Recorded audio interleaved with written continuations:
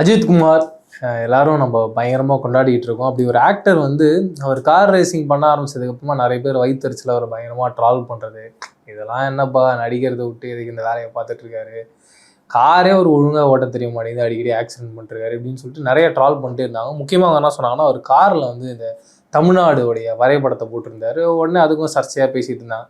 அவர் இதெல்லாம் வந்து ஒரு சும்மா சிம்பத்தி கிரியேட் பண்ணுறதுக்காக பண்ணுறாரு, இதெல்லாம் யார் கேட்டா, இந்த காரில் அது ஸ்டிக்கர் ஓட்டினா என்ன ஓட்டலனா இல்லைன்னு சொல்லிட்டு மறுபடியும் இப்போ ஒரு சர்ச்சையை கிரியேட் பண்ணியிருக்காங்க. என்னன்னா அந்த காரில் அண்ட் அவருடைய அந்த ஜாக்கெட்லாம் போட்டிருக்காருல சூட்டு, அதுலேயும் வந்து இப்படி ஒரு லோகோவோட ஒரு ஸ்டிக்கர் வரப்போகுது அப்படின்றத அனௌன்ஸ் பண்ணுறாரு.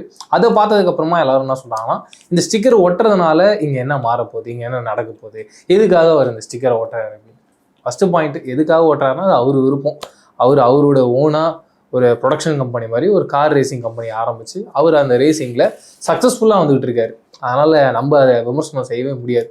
அவருடைய வேலையை பார்த்துட்டு இருக்காரு. அது ஃபஸ்ட்டு பாயிண்ட். ரெண்டாவது பாயிண்ட்டை பொறுத்த வரைக்கும் அந்த லோகோவை நீங்கள் பார்த்தீங்கன்னா ரொம்ப அழகாக அவர் சொல்கிற பாயிண்ட்ஸ் என்னென்னா, ஃபர்ஸ்ட் ஆஃப் ஆல் நான் வந்து ஒரு சினிமா இண்டஸ்ட்ரியிலேருந்து வந்திருக்காள், இங்கே வேர்ல்டு வைடாக இந்தியன் சினிமாவை கொண்டு போகணும் அப்படின்றத எல்லாரும் பேசிக்கிட்டே இருக்காங்க. பட் அதை எப்படி அணுகணும் அப்படின்றது ஒன்று இருக்குல்ல. டெக்னிக்கலாக வந்து எப்படி இருந்தாலும் ஹாலிவுட் அப்படின்றத அவங்க வேறு ஸ்டாண்டர்டில் இருக்காங்க. அதுக்கான ரீசன்னா அவங்களோட ப்ரொடக்ஷன் வேறையே வேறு ரேஞ்சில் இருக்குது.